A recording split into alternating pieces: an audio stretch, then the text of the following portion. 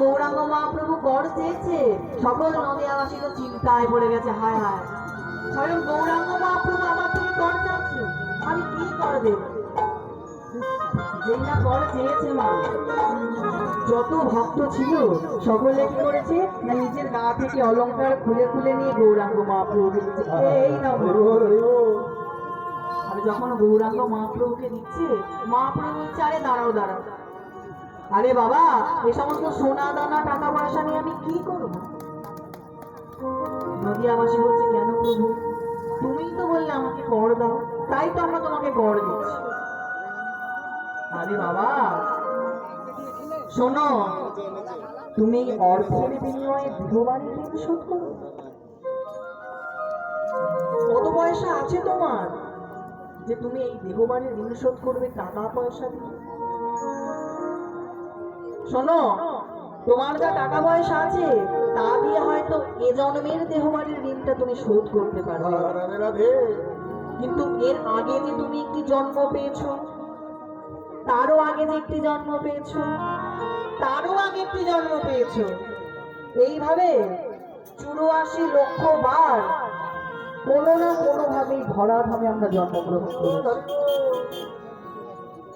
কত পয়সা আছে তোমার যে তুমি এই 84 লক্ষ বার গৃহবাড়ি তুমি ঋণ শোধ করে?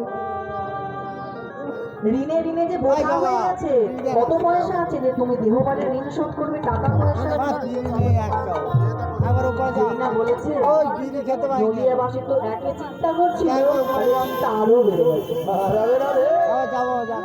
টাকা পয়সা দিয়েও ঋণ শোধ করতে পারবো না, তাহলে কি দিয়ে ঋণ শোধ করবো রে বাবা? ও মহাপ্রভু তুমি বলে দাও, তুমি কৃপা করে বলে দাও, আমি কি দিয়ে তোমার ঋণ শোধ করবো?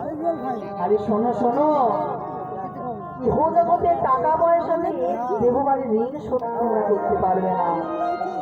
এই দেহবাড়ির ঋণ শোধ করতে গেলে এই দেহ বাড়িটাই তোমাকে গৌর চরণে শোধে,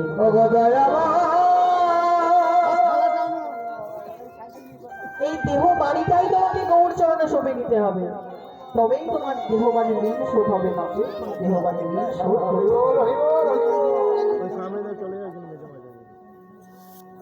সকলে বলছে ও প্রভু, আমরা তো পরিহত ছিল, আমরা কেমন ভাবে তোমার চরণে আমার গৃহবাড়ি শোধে দেব? কেমন ভাবে দেবো তুমি বলে দাও। মহাপ্রভু বলছে শোনো, দেহ সমর্পণ করার দুটি পদ্ধতি আছে, একটি কঠিন পদ্ধতি আর একটি হচ্ছে সহজ পদ্ধতি। কঠিন পদ্ধতিটা কি না, সমস্ত কিছুর মায়া ত্যাগ করে, সংসারে ত্যাগ করে তোমাকে গৌর চরণে নিজেকে আত্মসমর্পণ করতে হবে।